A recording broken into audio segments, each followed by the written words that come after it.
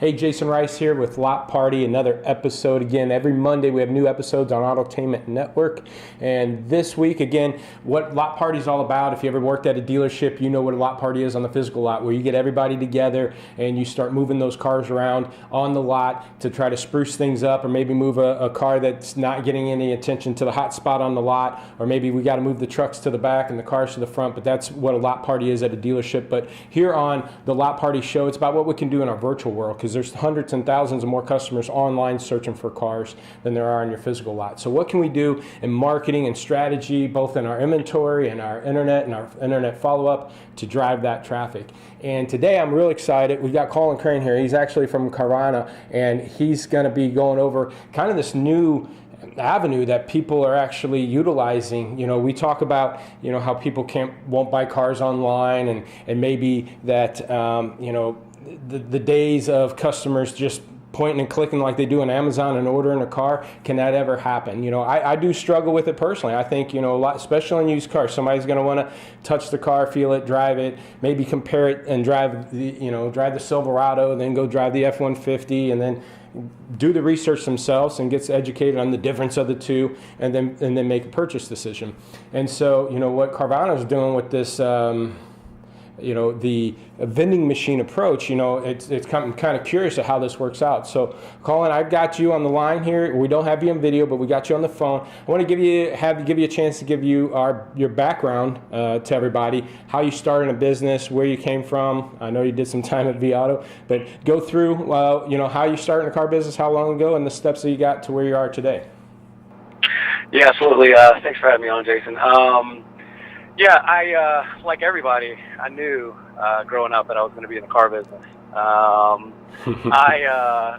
kind of stumbled into it like most people's story that I hear. I actually thought I was going to be a college football coach. That's what I set out to do. I did that for a very short period of time, and I started getting recruited by CarMax.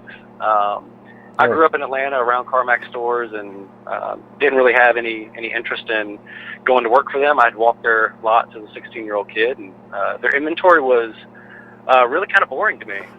Just a bunch of kind of 1 and 2 to 6-year-old cookie cutter cars, not anything that I really could see myself wanting to get involved in. The recruiter was just super persistent about me coming in and kind of learning about the company, and so finally I did that. Learned about the company. It was in a purchasing role. By the time that I left that interview, and it was a very long process for them, I loved it. I was completely bought in, wanted to figure out how to evaluate, purchase inventory, how to price cars. Worked for them for about 8 years. Worked up and down the East Coast, worked at their corporate office, opened up about 10 stores. Left them kind of as the economy started to take a dip in 2009, and started working in real stores, in the real car business. Worked as used car manager in the Southeast, also the Midwest. Was at the Walzer Automotive Group in the Midwest, managed their 12 stores, used car inventory for their 12 stores, had a group of 5 centralized buyers, a group of appraisers as well. And then that's where I came in contact with vAuto, kind of my first exposure to their platform, fell in love with it, so much so that I asked the Walzers if it would be okay for me to join them. Did that, came back to Atlanta, where I'm from, worked for vAuto for a couple of years, and found Carvana there. Carvana was one of my clients.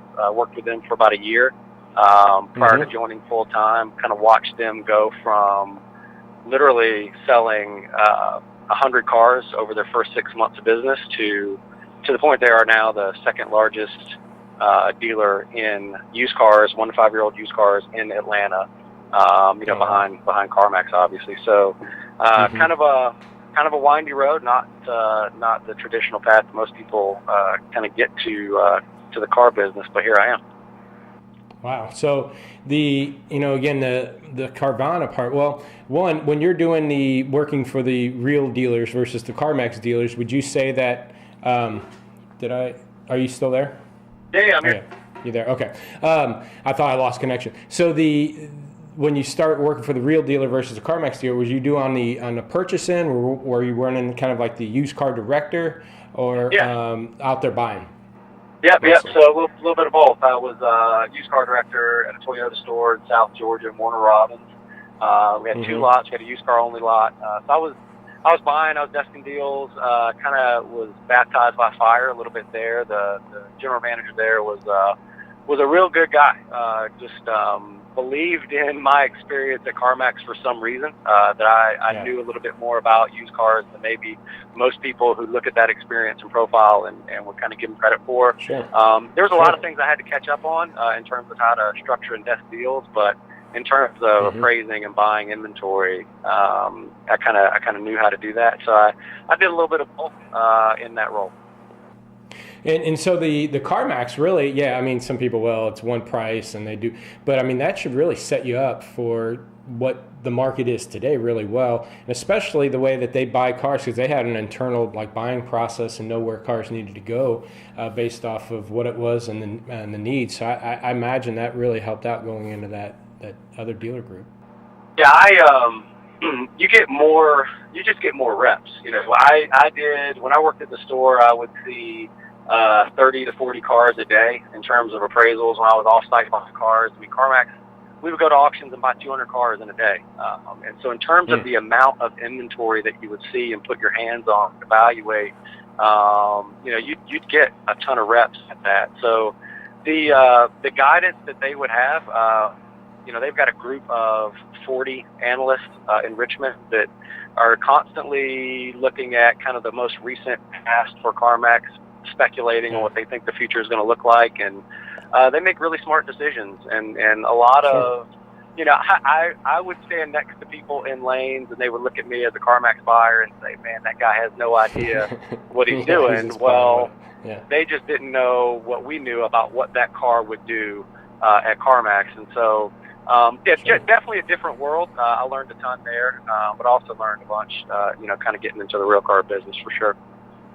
All right, well, let's get into this Carvana approach, you know, and like I said, I'm not naive enough to know that this can work. The more and more, I'm on Amazon Prime, and there's probably a delivery truck every day to my as a matter of fact, just today we need an ink for my printer. My wife was trying to print something and it was low, and I was like, well, I just went to my phone, I went to Amazon and I ordered some. I know it's going to take 2 days. I could leave right now and go to Walmart and pick it up, but it's just easier. We'll get it in a couple days and we're done. So I'm not naive enough to know that people eventually won't get comfortable enough to, especially the more and more people are doing stuff like this. You know, I have no problem buying books and what other products online, but how is that working? You guys talk about you're already second. Now, give the audience here maybe the basis behind Carvana. And again, we talk about a vending machine, but how does it really work in a nutshell?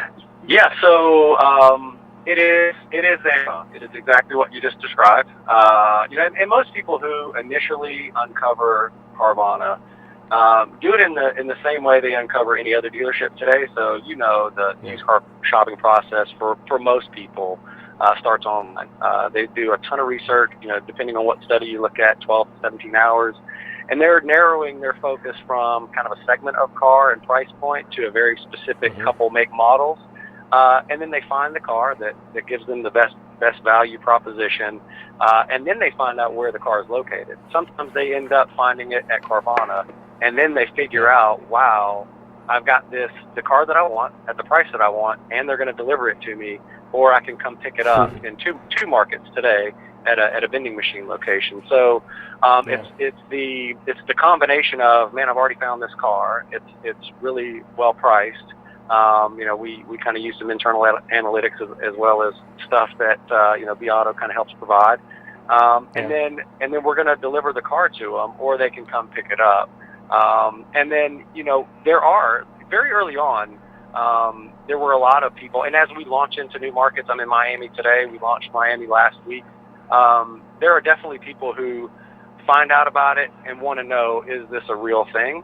For those people, you can go on our website, we've got over 1,200 reviews from customers that average rating is about 4.9. So I think that, like anything today, if you're going to a new restaurant, if you're going to, you know, buy a pair of shoes, anything, reviews are super powerful to be able to tell that story for you. And so that's what happens. You know, people do the normal used car shopping process that they do every day. They find us, they find our site, And then from that point on, you can do everything. I mean, we've kind of got some ads out there that says you can buy a car in 11 minutes on our site. We've had that happen. We've had people buy a car and then call us back and say, hey, wait a minute, did I just really buy a car? And it's a really easy process from vehicle selection to financing to warranty. You can do everything right there, including schedule a delivery. Yeah. Now, I'm amazed that, when I first found that site, looking at just the photos, you guys doing the 360, can pop the hood, can open the doors, go inside in 360. And I know there's some tools out there, dealers can kind of do that themselves right now, but it's just phenomenal of, just the picture quality. I talk to dealers a lot about, upping that game. I've been in a lot of dealerships, and you probably too, when you're traveling with Viato, and I'd go in a dealership and they're showing me their new floor plan for their new facility or their new building or their upgrade. And I said, oh, really, where's your studio? And they're like, oh, we're not doing a studio. And I'm like, how are you not doing a studio? And, to me, it's just, if dealers want gross, I think that's one aspect of it. When you look at your guys' photos compared to maybe somebody that's doing it at the back of their lot by the trash can, and you're asking $500 more, just the quality of the photos and the presentation of it, I'd be tempted more to go to you first. And maybe I'm going to try to work you down to that $500 difference. But I mean, I think, again, what you guys do is phenomenal with that studio and stuff. And how much work does that take to get a car like that done, or get a car done like that? It takes a lot of work. I think, we're getting more efficient at it every day. I think we could probably get 50 through the photo booth in a day. And right now, it's similar to, there's a couple places in the kind of used car world where there's reconditioning that feels like a manufacturing plant. There's CarMax, there's Drive Time. We're trying to do similar stuff like that. AutoNation has some places that do similar things. I think that's kind of, that's the process that we're getting dialed in there. And I don't disagree with your point about even if it's not the conscious decision from a customer to pay more based on pictures, you can definitely, for dealers that negotiate still, if you point out everything about the car, there's no reason why a little nick or a scratch or any imperfection on that car should cost you to give up more gross when they actually finally come into the store. You've already shown them everything about it. And so at the very least, you can hold on to that price. Yeah. Now, you guys have, and then we kind of go another angle now, then when somebody purchases that car, they feel comfortable, confident based on photos and stuff, maybe to buy that car, maybe reserve it, right, to go to let's break down that process. So I see a car and I do want to test drive it. Do I reserve it? And then from my understanding, the vending machine, you guys would park it in a garage type thing, and I'd swipe my credit card to open the garage to then drive it and test drive it. Is that right? Is that how that works? So it's slightly different. So we don't, you buy it. So there are you don't reserve it. You go through the entire process. So anybody who's coming to a place to pick up a vending machine to pick up a car from us has already purchased it. We do offer a 7-day return policy. So no questions asked. You can deny it at time of delivery, or 7 days later you can say, yeah, this isn't the car for me. That doesn't happen all that frequently, but you have the option to do it. And that includes like getting it to a mechanic, getting a third-party inspection, do all the things that you would normally want to do to have that peace of mind. But yeah, once we've delivered the car, I mean, you purchased that car first. All right. Well, let's dig into the dirty on that part then. So let's assume I go ahead and made the commitment. I'm getting the car. I pull it out, and I decide to take it to my shop. My shop says, well, they really need to do this, this, and this. Do I have the ability to come back to you, just turn it in? Or if I tell you, hey, they're telling me it's this, and it's another $600, I don't want the car. Do you guys then maybe meet the customer halfway or try to fix that problem and say, would you keep it if we fix that problem, or you just take it back? What are those steps? Yeah. I mean, if you took it to a third-party inspection, so we, similar to every very good operator in the country, we do a 150-point inspection. I'm sure those inspections will get up to 200 and 300 points at some point if we're not careful, but we do a real thorough inspection. We offer a 100-day, 4,000-mile warranty. We do all the normal things that really good dealerships do. But yeah, I mean, we say, like, if you want to go get it inspected, absolutely do that. If someone says, hey, yeah, I took my Lexus to this Lexus dealer and they said in their used car inspection, this is a problem, what we would most likely do is bring it back and say, hey, let our shop look at it again. Just, number one, learning opportunity for the technician and the group that worked on that car to get it right. But two, it's also, it's better for us to pay ourselves and have that work done, but we'll absolutely get that work done. You can go back and take it. We'll pay for the inspection. You don't have to pay for that. But most likely we're not going to negotiate. We're not going to, in some rare cases, we will just pay for it. If you've driven away 500 miles or whatever, you've flown into us, which happens occasionally. You've flown into Atlanta, picked up the car, and driven back to Oklahoma. Then we're not gonna ship that car back. We're gonna make the most sound financial decision and probably just fix that for you. Okay. Now then, do you guys have an internal shop yourself then, or is that stuff outsourced, or how do you guys do that with the recon? Yes, no, we do. So we have, similar to a CarMax, we've got a big shop, actually 3 of them regionally that produce cars for us. Okay. And so again, the key is to kind of let the customers do everything at one. You got a 7-day return policy. You would also deliver it, right? Is that at a fee, or is that for delivery? In 13 markets right now, within a 100-mile radius, you can get a car delivered to you for free.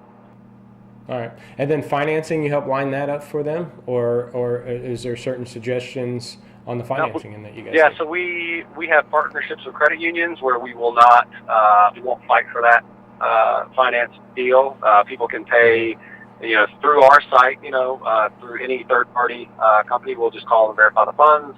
You can pay cash, or we have our own relationship with the bank. If you go to our website right now, you can do everything: apply for financing, get the car, and get it delivered, all through us. It's not and it'll be seamless. It will not be send in your credit information, we'll contact the bank, we'll broker the deal, we'll get it back to you. It happens instantaneous. Where you apply for credit, we'll show you on every car in the inventory what your monthly payment is and how much down you need to have. That goes from the $80,000 Tesla to the $10,000 smart car, all the way across the board. Obviously, the down payment on the Tesla is going to be a bit more, but once you get approved, you're going to get approved for every car. Nice. So let's say a typical store, how's the growth? I mean, like you said, your first location, did it go from selling 20 a month to now doing 150 a month, or what's that kind of growth as far as the market accepting something like this? So in Atlanta's like the best example for us. It's kind of a typical story of what a CarMax would do. So CarMax, anytime they open up a store, they tell all the people that show up to their grand openings and to their investors that at maturity they're gonna expect that store to sell 400 to 500 used cars. So not very different from what we will be able to tell people. The difference really is our ramp happens faster, and I think it's purely a product of when I was at CarMax, when I worked at their corporate office in like the early 2000s. So when I was there, everybody would say, man, best advertising is word of mouth. I'm sure that every dealership feels the same way. A nice referral is the best kind of customer to have. The difference is in the 90s and in the 2000s, word of mouth was literally that, right? You would come to work, you would tell your buddies. That reach isn't that big, right? 10, 15 people maybe. Today, word of mouth is viral. Through social media. Sure. We had Barrett Salee. I mean, name dropping on your show, but he's a writer for the Bleacher Report. Came in, bought a car, tweets about it, 40,000 followers. All of a sudden, there's like this firestorm of conversation happening all across the Southeast in markets that we're not even around in. And that has kind of continued since he's bought that car, where people will tweet him and ask him, hey, where was that place that you bought that car at? We benefit now from a time where each individual customer interaction kind of explodes. And so our ramp will be faster in each of the markets that we enter into based on that. All right. And so, I guess even a bad situation or somebody bringing a car back could be a good thing for you, because again, even if they talk to the friends, they go, yeah, I bought it, but you know what, I really didn't like it. And I just took it right back. And I think somebody hearing that might be more comfortable to take the risk too of going ahead and do it, knowing that, well, my buddy bought it and it should be okay. If I don't like it, I can take it back. So I'd imagine even not so much a bad experience, but somebody not really caring about the car and wanting to get something else could turn into a good thing too. The fact that if it is as easy as turning it back as you say it is, that would give somebody else, maybe their friend, confidence to go ahead and try it themselves too. You run into any of those situations? Absolutely. We had those exact reviews on our site, and it just tells the complete story. It's not going to work for everybody, and I will say, when I consulted through Viato with Carvana, I had a very narrow opinion of who this would work for. Right? It's millennial, it's a younger crowd, very tech savvy people. It's everybody. Everybody who's in the market shopping for a used car starts online. And that gives us an opportunity to get in front of everybody. The only, as long as we have a good, diverse, well-priced inventory, sky's the limit, man. I mean, it's not as narrow a focus. And I will say, while the overwhelming majority of the public isn't clamoring for, I just want to buy my car only online. With as big as the market is, even the slightest sliver of market share in each city are huge numbers. You look at CarMax, they'll sell 750,000 cars probably this year, and that's going to be 1.5% to 2% of the overall used car market. I'll take those numbers. I'll take 2%. Yeah. And you know what? I'm going to share something, and I'll let you go. We just leased a Honda Odyssey from my wife here in Olathe, Kansas. Okay, so we're not in some Silicon Valley or anything. And we go in to lease this car. Now, I happen to, they walk me into the F&I office. Well, as soon as they open the door, and I'm actually showing a picture here in the video of what I walked into, and it was a virtual F&I guy. There was 2 screens. There's a guy on one of the screens, all the printer and stuff sitting there, and there's some paperwork on the desk. And he starts talking to me, and he asked me to grab some paper off a printer that he just printed up and sit down. I had hand signed stuff. He started going through presentation on a pad and also on the screen of maybe some added value stuff that I could purchase, tire protection and so forth. And then we went through the contract, both on the visual pad and on the physical one. And then he had me put that contract in the printer. It started printing up. I signed it, basically scanned some stuff to him for him, and folded it up and dropped it in a box, and we did everything virtually there. So, and like I said, we're in Olathe, Kansas. I was so surprised by that. I was so drawn back by that. I didn't mind it, but to me, it was a mental block in my head going, oh my gosh, what can this is weird. What's this going to do to the industry? If I was an F&I guy, do I need to worry about this? And so to me, it was ticking through my head. I have talked to some people who said they could be uncomfortable with it, but a model like what you guys are doing, a model like that, I mean, I could see that just, filtering its way into the industry and eventually, becomes somewhat of the norm. And, like I said, it sounds like you guys are doing a great job in growing this. Doesn't seem like it's slowing down though at all, is it? You guys are saying you're growing at that type of pace.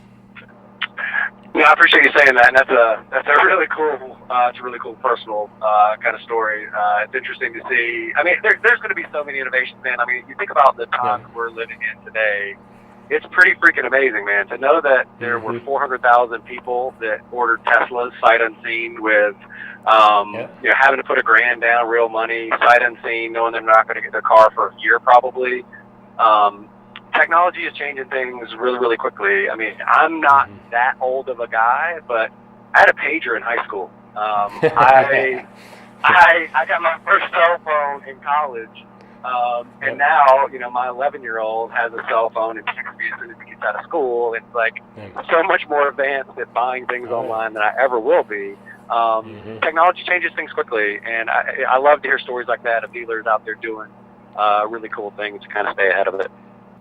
Well, I appreciate you sharing your story and the experience you guys are having there at Carvana. Again, just to give an experience of what dealerships, what this industry is going to. And if you miss these growths and these swings in the market, you could ultimately end up working yourself out of the job essentially, or dealership. So I appreciate your time. Thank you very much. I hope everybody enjoyed this interview. Thanks, Colin. You got it. Thanks, man. See you, Jason. Thanks. Hey, Thank you very much for listening or watching that interview there. And again, like Colin said, I mean, they're growing, and I don't think this type of model is disappearing. As a matter of fact, I think it's going to get bigger and bigger. And as a dealer, just at a normal store, you really kind of have the ability to do what they're doing. You know, maybe not at their level with this vending machine type of technology, but you have the ability to allow customers to buy cars directly online. There's plenty of products and companies out there that allow you to do that. You will be able to, you know, allow people to pick up a car in your lot pretty much without being bugged if they've already done everything. Maybe do a delivery if they wanted to. You can have a return policy too. And you can have a studio like they do. There's companies out there that build a studio, do the 360 interior, exterior photos, and allow you to help you do that too. So you can do a lot of this stuff, because if this grows and they get in one of your markets, you're going to have to start doing things a little bit differently at your lot. And again, I don't think it's going away. It's just one of those fades, no different than mobile now, and how people are transitioning from the internet, from walking the lots to the internet to their mobile. You know, people can go from, like I said, I buy stuff online all the time, from, you know, being comfortable buying books and other products online to, you know what, buying that next car. So I think it was a great interview, and I think it's some insight of what's coming in the industry. And speaking of what's coming, and here at LotParty, every Monday new episodes. I got Tommy Gibbs in the pipeline. I got Ed French. Both of these guys are some of the best used car consultants out there. We're going to pick their brains on what to drive inventory, how to get that inventory turning. So stay tuned. Again, every Monday, new episodes, LotParty, autotainmentnetwork.com, or you can go directly at lotparty.net. We're actually a podcast. We're now on iTunes, so check it out. Just Google Jason Rice, or go into iTunes, look for Jason Rice, or look for LotParty Show on iTunes, and even on SoundCloud, or go to our site at lotpop.com. We have all the podcasts and articles there, and I hope you found this show enjoyable. See you next week.